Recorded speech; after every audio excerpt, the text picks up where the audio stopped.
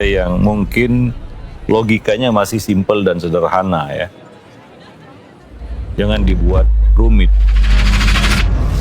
Saksikanlah kajian Islam ilmiah di Roja TV dan Radio Roja. Simak Radio Roja Bogor 100.1 FM, Radio Roja Majalengka 93.1 FM, Radio Roja Palu 101,8 FM, dan Radio Roja Bandung 104.3 FM. Menebar cahaya sunnah. Alhamdulillah, nahmaduhu wa nasta'inuhu wa nastaghfiruh.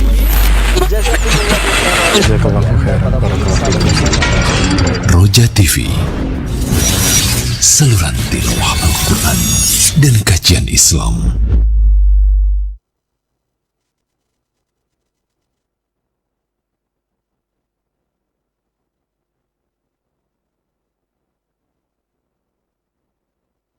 Assalamualaikum warahmatullahi wabarakatuh. Innal hamdalillah hamdan katsiran thayyiban mubarakan fihi kama yuhibbu rabbuna wa yarda. Asyhadu an la ilaha illallah wahdahu la syarikalah wa asyhadu anna Muhammadan abduhu wa rasuluhu amma ba'du. Ikhwatul Islam, ma'azakumullah, sahabat Roja dimanapun Anda berada. Alhamdulillah di kesempatan pagi hari ini seperti biasa kita bisa bersua kembali dan bisa kita simak bersama kajian ilmiah yang kami hadirkan secara rutin di setiap Selasa pagi ini.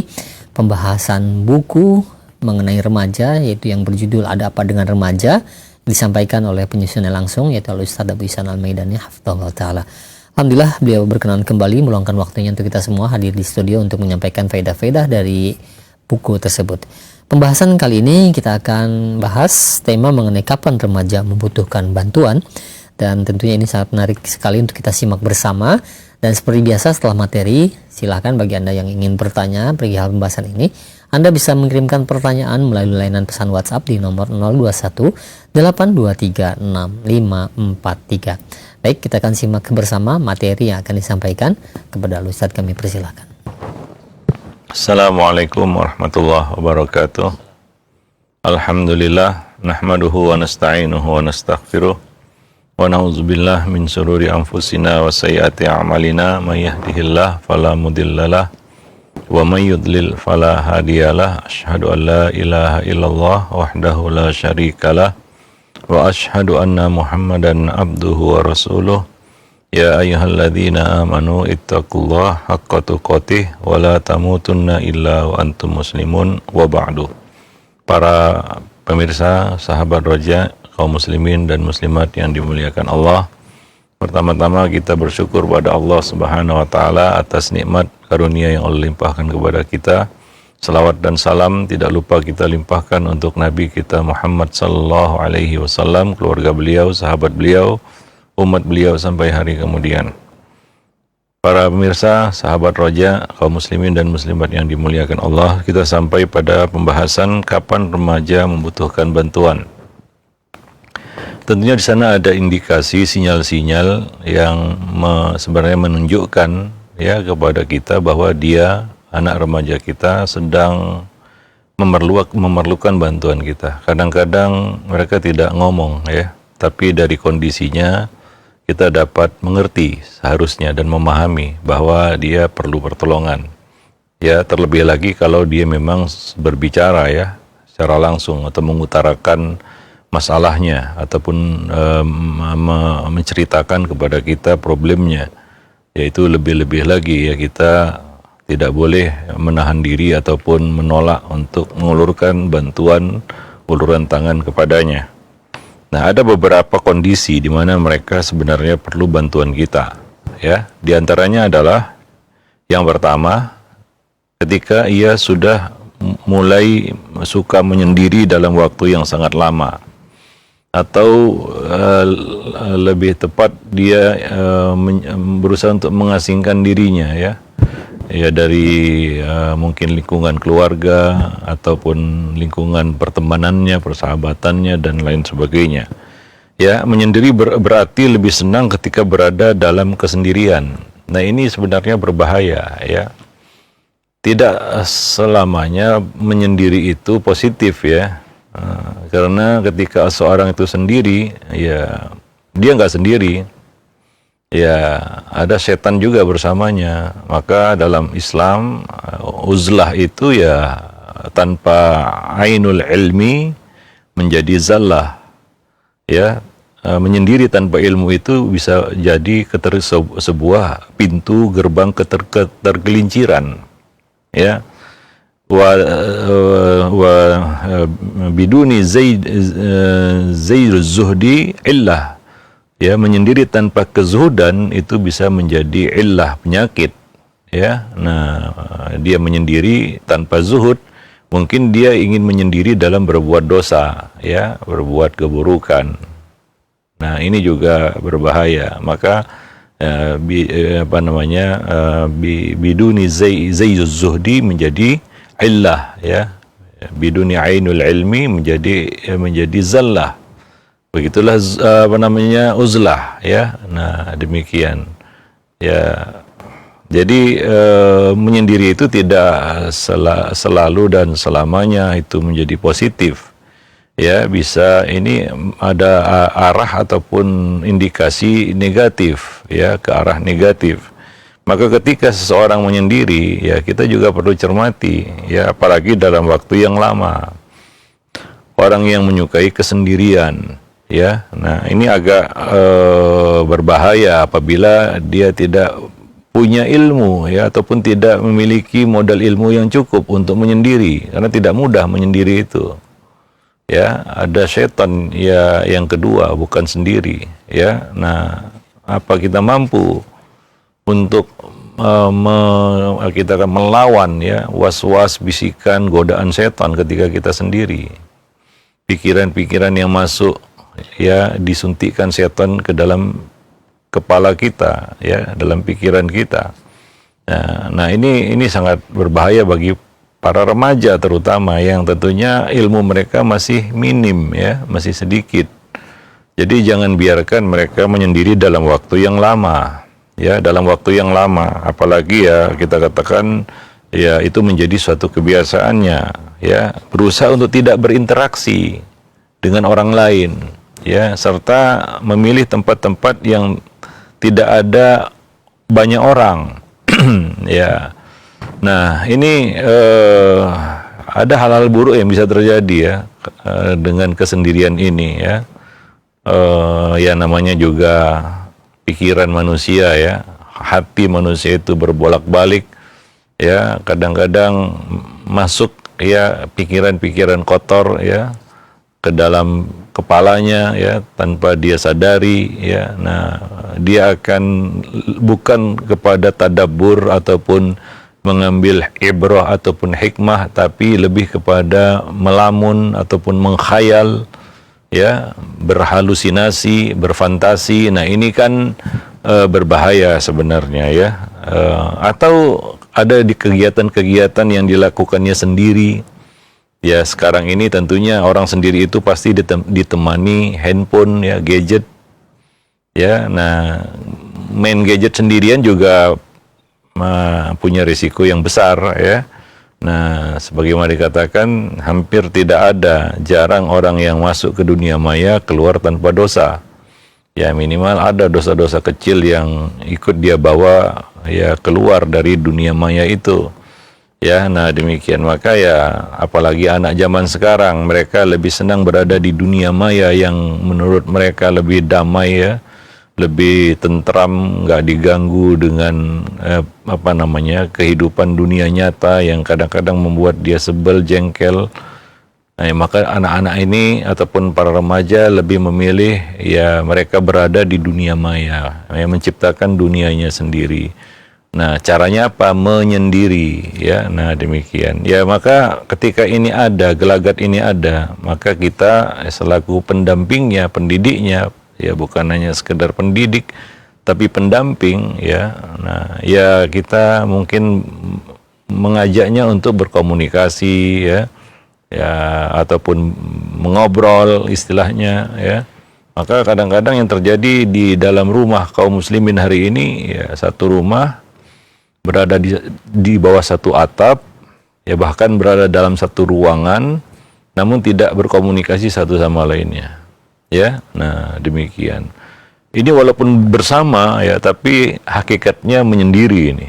Ya, walaupun secara fisik mereka bersama, ya, tapi hakikatnya mereka sedang menyendiri satu sama lainnya, begitu ya. Nah, ya ini menyendiri secara maknawi ya istilahnya. Ya lebih parah lagi ya ketika masuk rumah, masuk ruangan masing-masing, masuk kamar masing-masing ya, dan masing-masing menyendiri dengan gadgetnya. Ya, nah itu yang terjadi sehingga jarang berkomunikasi satu sama lainnya. Nah, kalau kita tidak berkomunikasi, kita nggak tahu sih apa yang ada pada orang lain, bagaimana suasana hatinya, suasana jiwanya, ya, bagaimana kecamuk pikirannya, kita nggak mengerti, ya. Maka kita perlu ya untuk ya berkomunikasi, bertegur sapa ya. Hari ini ya seperti yang kita ketahui bersama, anak-anak itu kadang-kadang bertemu orang tuanya tidak bertegur sapa ya. Nah, mungkin cukup assalamualaikum, waalaikumsalam aja ya, bahkan kadang-kadang tanpa salam, tanpa kalam ya. Nah, karena mereka sudah menciptakan dunia mereka sendiri, itulah dunia maya hari ini yang lebih menarik bagi mereka, lebih mengasyikkan bagi mereka daripada dunia nyata yang ya seperti itu ya. Nah, godaannya besar itu ya. Nah, demikian. Sehingga kadang-kadang dalam satu kendaraan atau mobil ya, satu keluarga itu ya masing-masing sibuk sendiri-sendiri, menyendiri secara maknawi ya. Ya, si ibu di depan main HP juga, anak-anak di belakang masing-masing pegang HP dan main HP masing-masing ya. Si ayah nyetir nggak bisa apa-apa karena konsentrasi nyetir ya. Nah, sehingga ya walaupun bersama dalam satu kabin ya yang kecil ya, mobil itu ya, tapi mereka masing-masing menyendiri dengan dunianya ya. Nah, yang lucunya ya manusia zaman sekarang ya, kita lihat satu ruangan bersama masing-masing ketawa ya bersama-sama tapi dengan alasan yang berbeda. Ya, yang di depan si istri ketawa karena melihat satu tontonan ya, mungkin anak-anak di belakang juga ketawa tapi ketawa dengan alasan yang lain pula, begitu. Aneh memang. Tapi begitulah wajah dunia hari ini ya, kita nggak perlu heran ya, karena itu yang ada di sekitar kita. Ya, maka kita sering sampaikan hari ini, kalaupun ada meja makan di rumah kita, itu cuma sekedar formalitas, ada meja makan, tapi jarang dipakai lagi ya. Karena masing-masing makan mungkin di kamarnya, ataupun ya atau di ruangan lain, atau bahkan ya lebih memilih makan di luar rumah ya. Nah, jadi meja makan cuma sekedar formalitas. Ya, nggak pernah diduduki lagi itu kursinya. Kalaupun makan bersama di meja makan, ya tidak lantas mereka saling berkomunikasi, ya. Nah, masing-masing kadang-kadang orang sekarang makan sambil lihat handphone, makan sambil baca WA, makan sambil ya bahkan anak-anak ya sambil main game dia, ya sambil lihat YouTube, sambil lihat ya, TikTok, Instagram sambil makan. Bagaimana mau peduli dengan apa yang ada di sekitarnya? Ya, dia nggak peduli. Nah, ini yang salah satu sebab anak itu sekarang lebih suka menyendiri. Ya, dan dia cenderung menjadi tertutup. Ya, nah apalagi dia adalah personal yang introvert gitu ya, lebih-lebih lagi itu. Ya, maka susah menebak ini. Ya, apa sih yang ada padanya, begitu ya. Nah, demikian.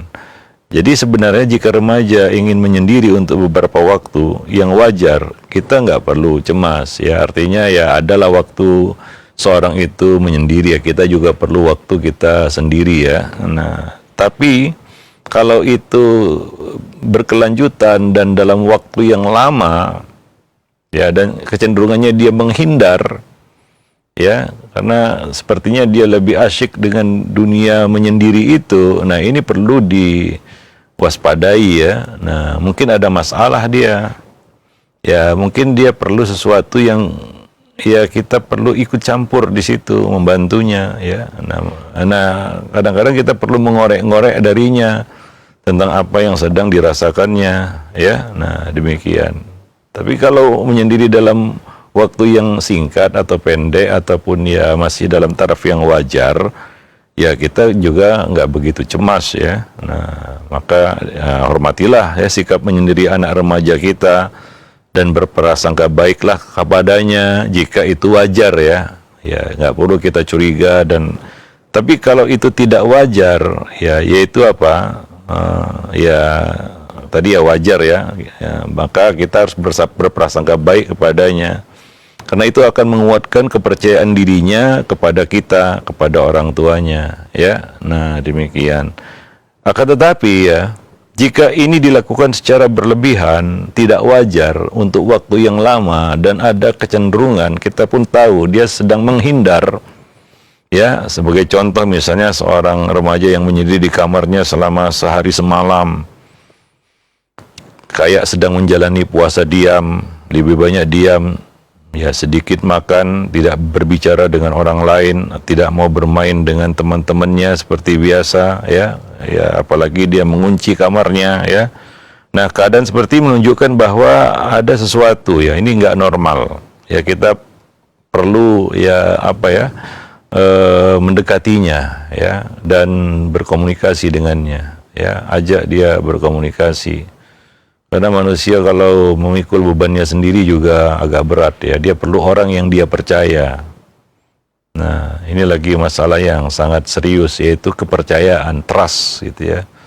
Kadang-kadang orang itu menghindar dari kita, atau anak kita sendiri mungkin menghindar dari kita, mungkin masalah trustnya, ya, kepercayaannya kepada kita. Atau dia sudah membaca gelagat kita. Ya, paling kalau saya ceritakan kepada orang tua hanya bisa menghujat, menyalahkan, ya, mendiskreditkan, pokoknya disalah-salahkan lah. Apalagi ya kadang-kadang memvonis. Jadi anak itu takut dia untuk berterus terang dan mempercayakan masalahnya kepada orang tuanya. Mungkin itu yang dia baca dari gelagat kita selama ini. Ya, maka dia pun memilih dia menyendiri aja. Ya, walaupun kita pancing-pancing dia tetap bungkam aja. Maka sering kali kita sampaikan sebelumnya, ya, bahwa salah satu tugas PR kita, ya, dalam pendidikan anak ini adalah menumbuhkan kepercayaan anak, ya, kepada kita, dan itu nggak mudah, ya. Sangat sulit, ya, kalau anak itu sudah nggak percaya lagi dengan pendidiknya. Ya, sama seperti kita, kalau kita tidak percaya lagi dengan guru, gimana kita bisa menerima ilmunya, ya. Nah, demikian. Itu akan jadi sulit, demikian juga anak, ya. Nah, demikian. Jadi dekati dia, dampingi, ya, ajak dia berkomunikasi. Jangan to the point, ya. Kadang-kadang kita mendekati orang itu to the point, kan begitu, ya. Nah, seolah-olah kita ingin ikut campur dalam urusan privasinya. Nah, ini juga dia akan menghindar. Manusia cenderungnya seperti itu, ya. Nah, ketika kita mendekati langsung to the point, ya, misalnya dekati anak, ada apa sebenarnya, dan ya, ada kata-kata intimidatif kita kepadanya, ya, ceritakan, ya, didesak-desak. Ya, manusia kan nggak bisa dipaksa. Ini sudah kita sampaikan sebelumnya, ya. La ikraha fiddin, itu kata ayat. Tidak ada paksaan dalam agama manusia. Ada hakikatnya memang nggak bisa dipaksa-paksa dan nggak mau dipaksa-paksa. Nah, kadang-kadang kita cara masuknya yang kurang tepat, ya. Nah, ada kata-kata intimidatif di situ. Ceritakan sama ibu, sama bapak, gitu, misalnya seperti itu, ya. Nah, demikian. Jadi dia pun kurang nyaman. Kata-kata intimidatif itu akan meruntuhkan kepercayaan juga. Orang akan bertanya-tanya, ini si fulan mau apa? Ya, sama aja dengan kita, ya, dalam pergaulan. Ada teman kita, ya, kita ada masalah, ada teman kita masuk, ya, kemudian dia langsung to the point, gitu. Nah, apalagi nembak-nembak masalah ini kan, ini kan orang akan defense, ya, akan mempertahankan dirinya. Oh enggak, dia bilang begitu, kan, gitu, ya, karena dia merasa ini suatu intervensi yang bersifat intimidatif. Orang nggak mau diintimidasi, Manusia nggak mau diintimidasi, pada dasarnya seperti itu, ya. Nah, jadi mungkin pendekatan kita yang terlalu terburu-buru, ya, ya sabar, itu dia kuncinya, ya. Ajak komunikasi, berbicara, ngobrol istilahnya, tapi bukan masalah itu dulu, gitu ya. Masalah-masalah yang lain kemudian baru mengarah ke situ, ya, digiring ke apa yang sebenarnya kita ingin bicarakan dengannya, ya, tanpa terasa sudah terbangun kepercayaannya bahwa ya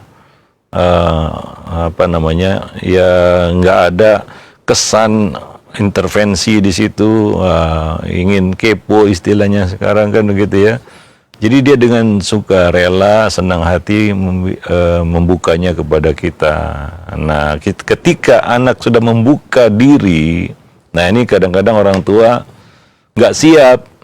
Ya, ketika anaknya membuka diri, dia malah meresponnya dengan negatif, nggak siap mendengarkan masalah yang dihadapi anak. Lalu responnya itu eksplosif, ya, ya, meledak-ledak. Ya, justru ketika anak berterus terang menceritakan masalahnya, respon orang tua justru marah. Ya, kita harus siap mendengar masalah manusia itu banyak. Ya, kadang-kadang masalah-masalah yang nggak terduga, ya dia simpan masalah itu. Nah, jadi ketika anak sudah mulai terbuka, ya hati-hati di dalam menyikapinya. Ya, nah yang ada di kepala kita adalah harusnya ya sebagai orang tua menyelesaikan masalahnya, ya. Jangan langsung menyalahkan, nah itulah kamu gini gitu, ya dia pun jadi menarik balik mungkin, ya. Nyesel ngomong sama orang tua kalau ujung-ujungnya kamu itulah kamu gini, ya pusing kepalanya, ya. Ini bukan ngasih solusi, ya, maka malah dia disomasi sama orang tuanya. Ya, nah itu dia pusing tuh si anak itu, apalagi remaja kan gitu ya.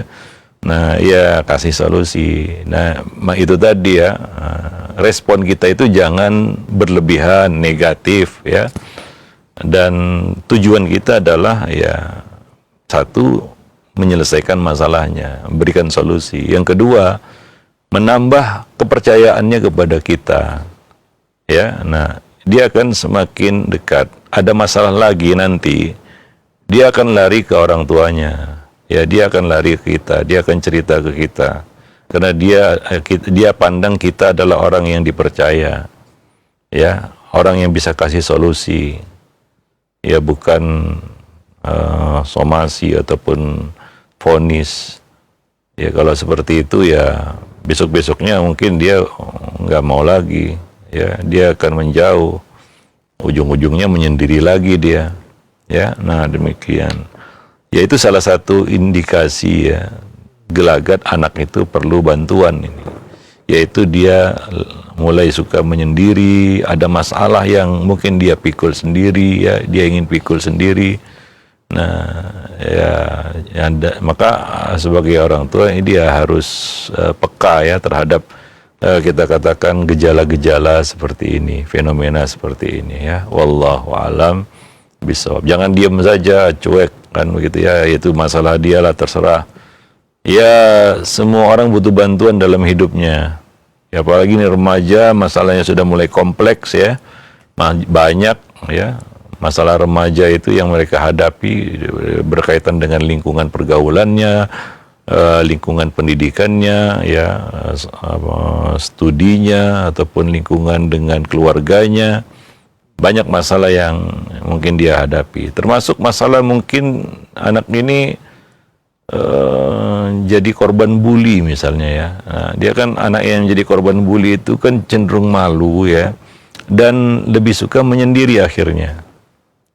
Ya, itu salah satu efek dampak negatif dari bullying, ya, di lingkungan, ya, kita katakan pergaulan, baik itu sekolah, rumah, ataupun di mana saja, ya.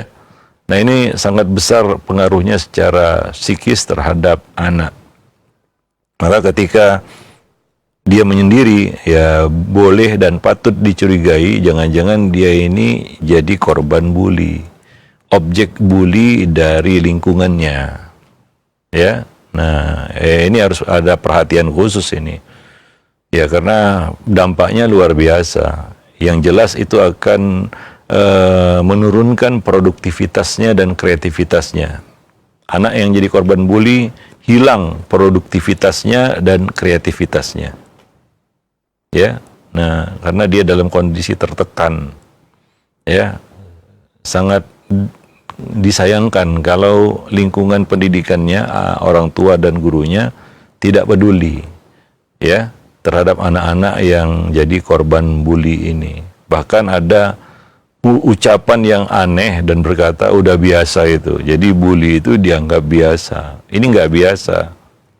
Ya, kadang-kadang orang tua ataupun pendidik, ya guru, ketika menyikapi fenomena bully ini, ya pembulian ini di lingkungan pendidikan, mereka berkata dengan entengnya berkata, itu udah biasa itu anak-anak, ya nggak biasa itu. Ini nggak boleh dibiarkan sebenarnya. Ini harus segera ditangani, ya apalagi lingkungan pendidikan, ya yang notabene itu memberikan pendidikan, bukan pengetahuan, ya. Nah, ini adalah satu nilai yang bertentangan dengan pendidikan. Bullying itu, apalagi itu terjadi di lingkungan pendidikan, itu lebih nggak bisa diterima. Ya. Yang terjadi apa? Banyak anak-anak hari ini nggak percaya lagi dengan lingkungan pendidikan, bahwa lingkungan pendidikan itu bukan mendidik, cuma ngasih ijazah aja, ya. Nah nanti lulus, ya selesai sekolahnya, hanya itu, sebatas itu. Tapi dia tidak lagi memandangnya sebagai satu lembaga pendidikan seperti kita dahulu, ya. Kita tuh sekolah, kita merasa dibimbing, dididik oleh guru-guru dulu, ya dulu. Tapi sekarang wallahu alam bagaimana kondisinya. Kita bisa lihat sendiri hari ini, silakan survei mungkin seberapa persen kepercayaan anak terhadap lembaga pendidikan yang sedang diikutinya, ya. Nah, ya mungkin ya dia udah, jangan-jangan dia sudah nggak percaya lagi itu dengan lembaga pendidikannya, ya. Nah, apalagi anak-anak korban bully di lingkungan pendidikan itu. Jadi apa yang terjadi? Anak-anak seperti ini biasanya fenomenanya suka menyendiri jadinya, ya. Nah, dengan menyendiri dengan membawa luka di hati itu berbahaya. Ya, salah satunya akan muncul sifat dendam, ya dalam hatinya. Ini kan buruk, ya. Dendam itu akan melenyapkan akal sehat. Maka jadi jangan jadi orang pendendam. Akal sehat kita hilang itu. Ya, karena itu adalah sifat iblis, ya terhadap Adam alaihissalam. Dendam gara-gara dikeluarkan dari sorga, ya yang dia klaim ini gara-gara Adam ini, maka dia dendam, ya terhadap Adam dan bersumpah akan menyesatkan mereka. Jadi anak-anak yang jadi korban bully ini dan akhirnya menyendiri, ya salah satu dampak negatifnya, ya dampak buruknya adalah lahirnya sifat dendam dalam hatinya. Ya, di samping tadi yang pertama hilang kreativitas dan produktivitasnya, ya dia jadi tumpul mandul, nggak bisa apa-apa, padahal dia mungkin punya potensi. Sangat disayangkan tuh anak-anak yang jadi korban bully, potensinya menjadi terbuang percuma, kreativitas dan produktivitasnya menurun bahkan hilang, dan semua itu berganti menjadi kebencian dan dendam, ya. Dia bukan hanya membenci orang-orang yang membulinya, ya. Anak yang jadi korban bully, dia bukan hanya membenci orang-orang yang membulinya, bahkan karena sudah resisten dia anggap ya sudahlah. Tapi kebencian itu akan menjalar kepada orang-orang yang mungkin tidak peduli, diam, baik itu mungkin gurunya ataupun orang tuanya, ya, yang dia pandang mungkin wah memang dibiarkan saya dibully gitu, ya. Nah, nggak ada perhatian, Nah ini lebih buruk lagi ini ya. Sehingga kadang-kadang muncul kasus-kasus yang menyedihkan dari anak-anak korban bully ini, dan itu sangat banyak ya. Nah demikian, sangat menyedihkan juga kisah-kisahnya ya, anak-anak korban bully ini. Jadi itu nggak boleh terjadi di lingkungan pendidikan sebenarnya ya. Nah demikian. Jadi itulah salah satu indikasinya, dia mulai menyendiri ya, mulai suka menyendiri dalam waktu yang lama, yang tidak normal dan tidak wajar. Jadi orang tua harus terus melihat kondisi anak-anak mereka, terutama remaja yang sangat dinamis perkembangannya, apalagi remaja hari ini ya. Ya ini kadang-kadang kita mau nggak mau jadi kaum mendang-mending gitu istilahnya ya. Ini sudah pernah kita sampaikan ya, Yunus bin Abdullah, Abu Abdullah Yunus bin Abdullah, seorang ulama imam terkenal ya, dilaporkan tentang anaknya yang main burung ya, bermain burung. Kalau sekarang ya bermain game mungkin ya, padanannya ya. Dilaporkanlah kepada Yunus bin Abdullah. Ya mungkin yang melapor tujuannya baik mungkin ya, bukan maksud menjatuhkan, anggap saja ini tujuannya positif ya, bukan negatif ya, bukan untuk menyebarkan aib. Kalau menyebarkan aib ya itu lain cerita, itu ya lain bab itu. Anggaplah ini niatnya bagus, melaporkan anaknya ini kepada ayahnya ya tentang perilakunya itu main burung istilahnya. Ya, apa respon Yunus bin Abdullah? Ya kita yakin Yunus bin Abdullah nggak kurang-kurang mendidik anak ya. Kita nggak boleh curiga juga, ini nggak becus orang tua, yang nggak juga, nggak semua orang tua seperti itu ya. Ada orang tua yang sudah berusaha sekuat tenaga ya, jatuh bangun istilahnya, ya jungkir balik, kepala di bawah kaki entah kemana. Ya, tapi ya hasil kan bukan di tangan orang tua. Ya, nah dalam kondisi ini, apakah kita katakan, nah Yunus bin Abdullah ini, ya ia seorang ulama, imam terkenal ya, Yunus bin Abdullah ini, ya enggak becus mendidik anaknya? Enggak juga ya, kita enggak berprasangka seperti itu. Kita tidak suuzon istilahnya seperti itu. Mungkin enggak kurang-kurang, istilahnya sudah maksimal. Ya, Yunus bin Abdullah mendidik anaknya, tapi dilaporkan seperti itu. Apa respon Yunus bin Abdullah? Yunus bin Abdullah mengatakan, ya biarkanlah, daripada dia duduk di majelisnya Amr bin Ubaid, ya, ini tokoh Mu'tazilah, ya, artinya ini di sini ya akhafud dararain ya, mungkin ya, ini mudarat, jelek, buruk, mungkin nggak bagus, tapi ini lebih nggak bagus lagi kalau dia ya nggak main burung tapi milih apa namanya duduk di majelisnya Amr bin Ubaid gitu ya, ya bisa tertular pemikiran Mu'tazilah ya, pemikiran aklaniun ya, orang-orang yang mendewakan akal ya. Nah demikian. Jadi di sini ya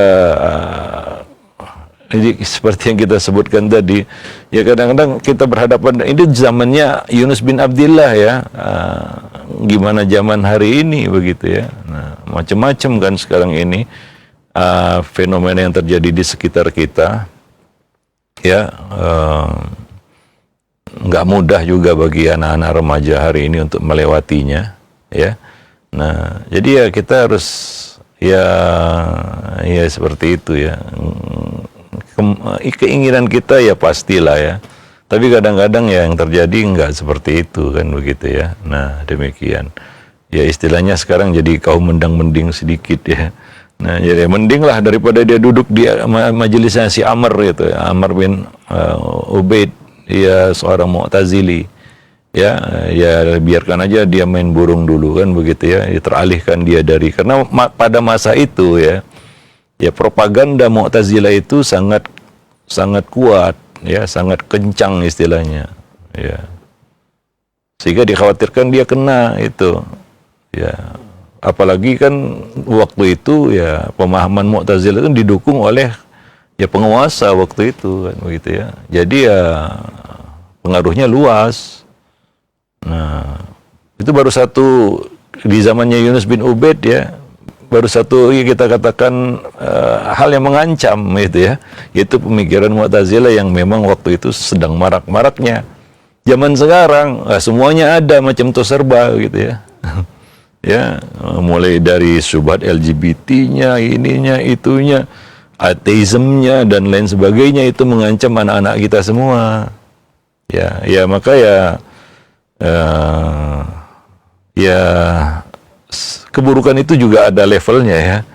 Nah, demikian wallahu a'lam bishawab ya. Nah, jadi ya perlu ya kita menanganinya dengan baik dan cermat. Ya karena kalau kita salah di dalam penanganannya akibatnya hasilnya akan sangat buruk ya. Nah, demikian wallahu a'lam bishawab. Jadi mungkin itu ya poin pertama ya. Kita katakan perkara pertama ya. Yang ini adalah indikasi ataupun gejala gelagat anak ini sebenarnya perlu bantuan, yaitu ketika dia sudah mulai suka menyendiri dalam waktu yang lama, bahkan mungkin sangat lama, yang nggak normal dan nggak wajar. Ya, jangan dibiarkan itu berketerusan. Ya, orang tua harus cepat tanggap gitu ya. Nah, demikian. Harus ada aksi di situ. Ya, nah action di situ. Wallahu a'lam bishawab. Nah, mungkin itu ya materi kita pada kesempatan pagi ini. Mudah-mudahan bermanfaat. Aqulu qauli hadza astaghfirullah li wa lakum wa lisairil muslimin innahu wal ghafurur rahim. Nah, alhamdulillah, baik, terima kasih banyak Ustaz, jazakallahu khair atas materi yang telah disampaikan dari pembahasan kapan anak membutuhkan bantuan, dan ini merupakan mudah-mudahan jadi wawasan tambahan bagi kita semua yang bermanfaat sehingga kita bisa tepat mengambil keputusan kapan bisa kita membantu anak-anak kita. Baik, untuk selanjutnya kami buka sesi interaktif, sesi tanya jawab, dan silakan bagi Anda sahabat Roja sekalian yang ingin bertanya perihal pembahasan ini, Anda bisa mengirimkan pertanyaannya melalui layanan pesan WhatsApp di nomor 0218236543. Nah, Ustaz, yang pertama kami ajukan ada pertanyaan. Assalamualaikum warahmatullahi wabarakatuh. Ya Ustaz, anak saya mau mulai kuliah dan dia mengambil di tempat umum karena mengambil jurusan umum, dan sebentar lagi dia akan mengikuti masa ospek. Tapi saya sebagai orang tuanya menyarankan agar tidak usah mengikuti kegiatan tersebut karena tidak ada hubungannya dengan belajar mengajar dan juga kurang ada manfaatnya. Ya, dengan pengalaman yaitu suka berpakaian seperti orang gila dan sering dibentak-bentak oleh seniornya. Benarkah keputusan saya, Ustaz? Iya, itu termasuk perkara yang nggak ada manfaatnya juga ya, ospek dan sejenisnya ya, perpeluncuan istilahnya dulu, yang ya anfaidah ya, kegiatan-kegiatan yang nggak mendidik juga. Kita juga nggak tahu bagaimana kebijakan lembaga pendidikan yang tetap mengadakan acara-acara seperti itu, tujuannya apa, kan begitu ya. Ya, yang harus dikoreksi dari para lembaga pendidikan ini ya, terutama stakeholdernya gitu. Kenapa acara-acara seperti itu dipertahankan gitu ya. Nah, itu yang membuat mungkin ya justru jadi banyak masalah ya, bukan hasil positif yang diraih, tapi ya justru banyak negatifnya. Bahkan yang negatifnya itu ya sampai kepada jatuhnya korban jiwa, kan begitu ya. Nah, demikian. Ya seharusnya sekarang sudah dihapus itu ya, dan ditiadakan acara-acara seperti itu, diganti mungkin dengan pembekalan rohani ya, itu jauh lebih bermanfaat ya. Saya juga nggak habis pikir itu kenapa sekolah-sekolah masih mempertahankan tradisi yang nggak manfaat seperti itu ya. Ya seharusnya diganti gitu ya, dengan pembekalan rohani ya. Nah, pembekalan jiwa. Anak-anak perlu itu hari ini, ya. Nah, kita lihat akibat buruk dari perpeluncuran ataupun ospek seperti ini. Ya, itu menyuburkan ya praktek bullying di antara anak-anak ini. Iya. ya, maka makin makin suburlah ya, makin maraklah ya praktik-praktik bullying di antara mereka. Ya, dari kita kata acara-acara seperti itu. Ya, kita selaku orang tua ya bukan hanya yang bertanya ya. Ya memang kalau bisa jangan diikuti lagi, ataupun ya kalau kita bisa kasih masukan kepada lembaga pendidikan jangan dibuat lagi kan begitu ya. Hatta itu perguruan tinggi, apa manfaatnya coba ya? Mahasiswa anak-anak yang akan menempuh perguruan pendidikan tinggi ya, di perguruan tinggi ya, lalu diajari cara-cara seperti itu yang nggak ada manfaatnya ya. Nah, lebih bagus ya dikasih pembekalan rohani ya. Nah, mungkin pembekalan akhlak, akidah, ataupun pembekalan agama kan begitu ya. Ya anak-anak zaman sekarang walaupun Islamnya masih berantakan, padahal mereka sudah masuk kepada tahap akhir dalam pendidikan yang akan mereka jalani. Ya makanya saya katakan tadi nggak habis pikir kenapa tradisi seperti ini masih terus dipertahankan sampai hari ini begitu ya. Entah siapa salafnya begitu ya, entah siapa yang ditiru ini. Yang jelas ya mungkin dari barat sana, dari orang-orang ya kita katakan ya mungkin nggak ngerti agama, nggak punya agama juga mungkin ya. Nah demikian, nah itu yang ditiru gitu ya. Nah, ya demikian ya, wallahu a'lam bishawab. Ya mungkin kita sependapat dan sepemahaman dengan banyak orang tua lainnya ya, kalau bisa jangan diikuti dan jangan diadakan juga kan begitu ya. Tapi kadang-kadang anak itu nggak punya pilihan. Ada yang menjadi satu kewajiban, nanti dapat ancaman kalau yang nggak ikut kan itu jadi takut-takut. Ya jadi sudah terblacklist, jadi korban bully nantinya dia. Ya karena nggak ikut ospek gitu ya oleh senior-seniornya. Saya juga nggak ngerti lagi mau dibilang apa ini kayak gini nih ya. Wallahu a'lam bishawab. Ya, prihatin saja begitu ya. Iya. Karena yang melaksanakannya kan lembaga pendidikan. Betul. Makanya jangan salahkan anak jika hari ini mereka nggak percaya kepada lembaga pendidikan. Ya, mereka terpaksa mengikuti pendidikan. Ya, wallahu a'lam bishawab. Ya, nah demikian. Iya, baik. Alhamdulillah, terima kasih banyak Ustaz. Mudah-mudahan ini jadi perhatian bagi kita semua, terus orang tua dan terus juga yang memiliki pemangku jabatan di lembaga-lembaga pendidikan tersebut. Baik, untuk selanjutnya ada pertanyaan kembali dari penanya yang berada di Tangerang, Ustaz. Ya Ustaz, anak saya seorang akhwat yang berumur saat ini 12 tahun dan diikutkan dari pondoknya untuk lomba tahfidz. Namun ternyata di lomba tahfidznya tersebut diharuskan untuk membuka cadarnya, tapi anak saya tidak mau, dan konsekuensinya jika tidak mau membuka cadar dia akan didiskualifikasi. Bagaimana bagusnya Ustaz? Apakah tetap mempertahankan untuk tidak membuka cadar ataukah ikut perlombaan tersebut terus lanjut dan konsekuensinya dibuka cadarnya? Iya, 12 tahun itu masuk, kalau kita lihat dari usianya ya, itu remaja awal ya. Nah, kalau anak zaman dulu itu baru mulai balik. Ada yang belum balik dulu ya. Kalau sekarang mungkin anak-anak sekarang kan lebih cepat baliknya ya. Nah demikian. Kompetisi itu perlu ya, anak itu disibukkan dengan kompetisi supaya ada nilai saingnya ya.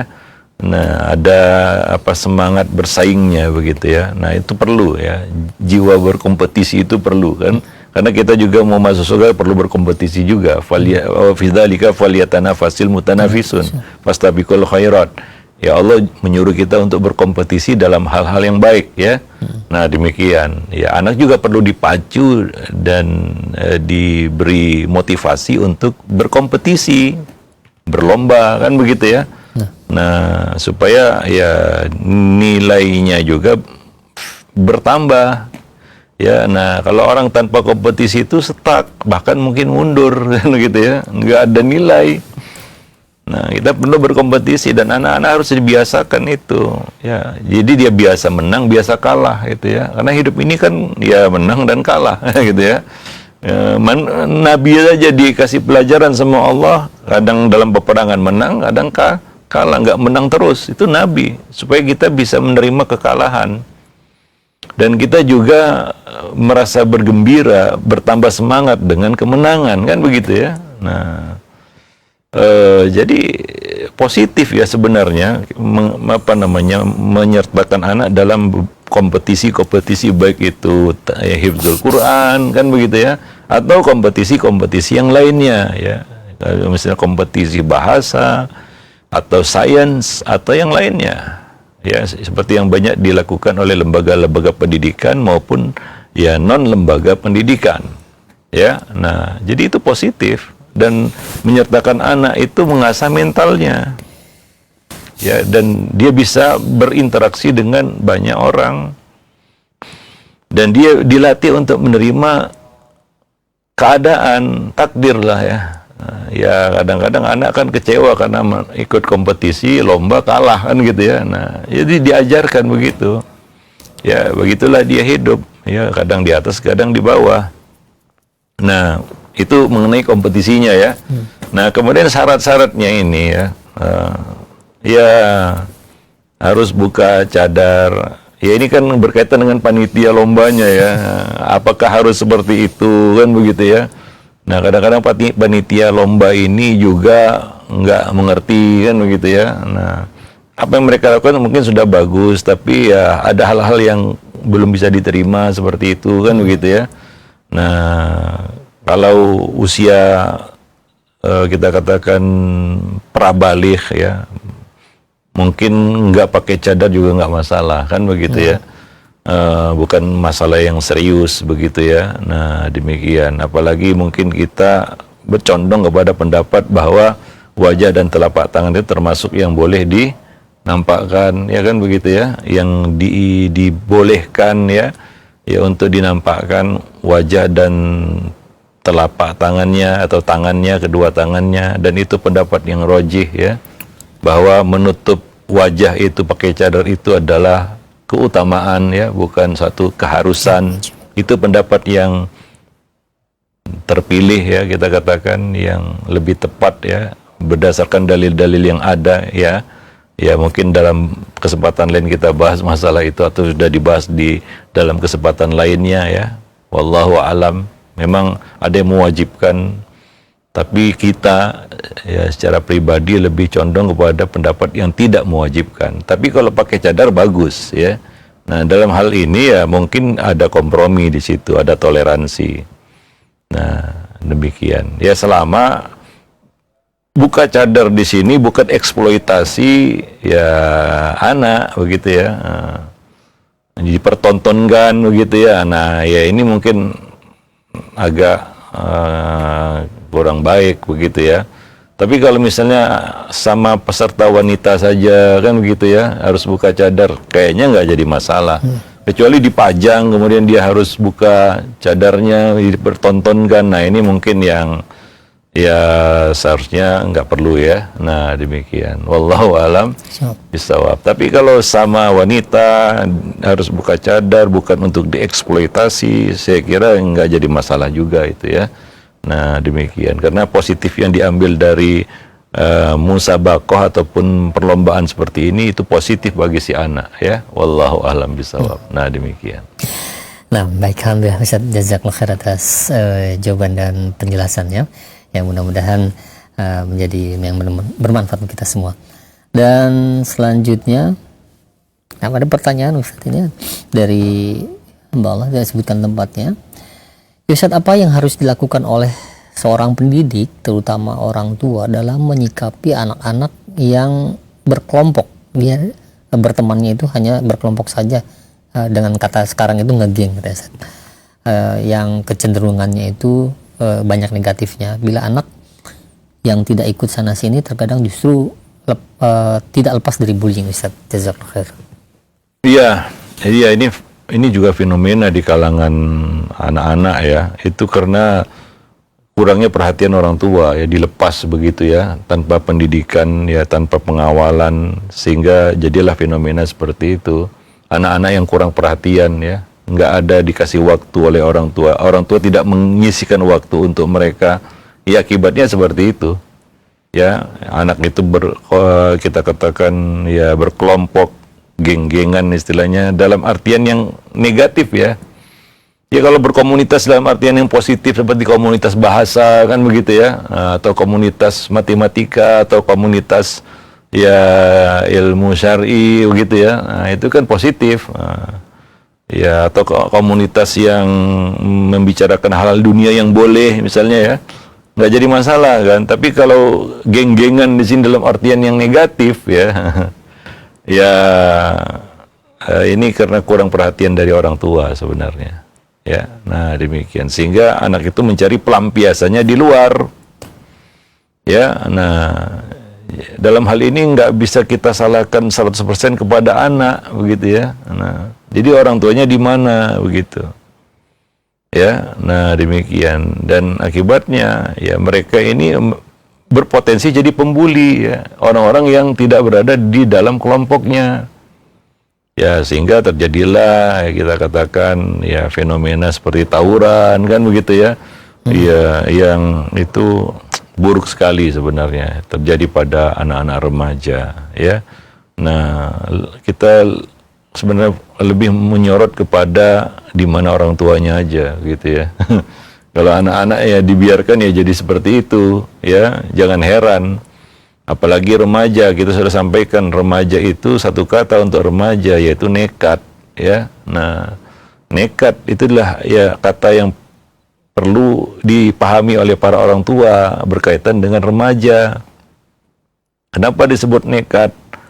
Karena mereka sudah punya tenaga, powernya sudah gede, bukan bocil, bukan anak kecil yang nggak punya power dan tenaga, nggak punya kemampuan eksekusi. Anak remaja sekarang sudah bisa jadi eksekutor, dia bisa mengeksekusi apa yang menjadi keinginannya. Ya, masalah terbesarnya adalah akalnya masih ya banyak kurangnya, belum sempurna. Cara berpikirnya masih kekanak-kanakan mungkin. Ya maklumlah dulunya dia juga kan kanak-kanak bocil. Ya apalagi nggak seimbang ya perkembangan akalnya dengan perkembangan fisiknya begitu. Ini ya jadi makhluk yang aneh dia jadinya nanti ya perkembangan fisiknya besar, gede, tapi akalnya masih bocil. Ya hati-hati ini, ngeri.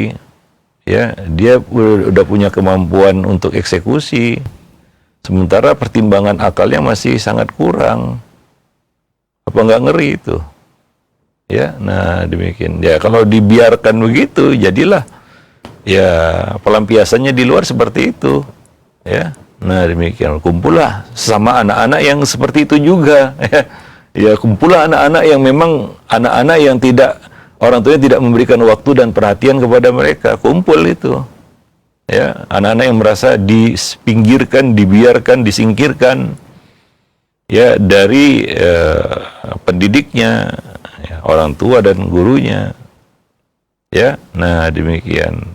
Ya itu ya kita katakan masalah remaja hari ini ya. Wallahu a'lam bishawab. Nah itu hanya bisa diatasi jika pendidiknya ya ikut terjun langsung ke situ ya. Nah demikian ya, mengarahkan, membimbing. Ya tidak semua komunitas juga buruk ya, ada komunitas yang positif gitu ya. Biasanya komunitas yang positif ini ada bimbingan dari guru dan orang tua kan gitu ya. Nah, diarahkan, kalau enggak ya liar. Ya apalagi manusia memang pada dasarnya liar kan gitu ya. Itu berat memang ya. Ya mungkin sampai di sini dulu ya pertemuan kita pada kesempatan pagi ini ya, mudah-mudahan bermanfaat. Insyaallah pada pertemuan yang lainnya kita akan lanjutkan masih bersama buku Ada Apa Dengan Remaja. Ya aqulu qauli hadza astaghfirullah li wa lakum lisairil muslimin innahu huwal ghafurur rahim. Subhanakallah wa bihamdik asyhadu an la ilaha illa anta astaghfiruka wa atubu ilaik. Assalamualaikum warahmatullahi wabarakatuh. Waalaikumsalam warahmatullahi wabarakatuh. Jazakallahu khair untuk Ustaz, barakallahu fiik. Semoga apa yang telah disampaikan menjadi ilmu yang bermanfaat untuk kita semua dari pembahasan buku Ada Apa Dengan Remaja. Pembahasan mengenai kapankah anak memerlukan bantuan. Ya, mudah-mudahan kita bisa memahami kapan anak bisa kita bantu dan belum kita bantu. terutama anak-anak remaja kita.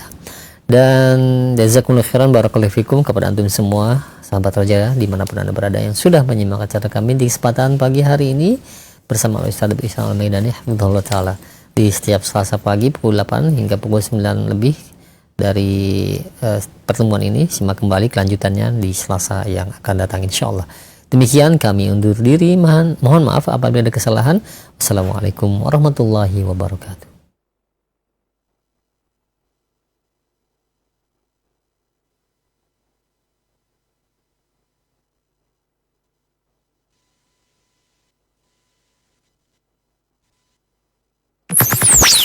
Roja TV, saluran tilawah Al-Quran.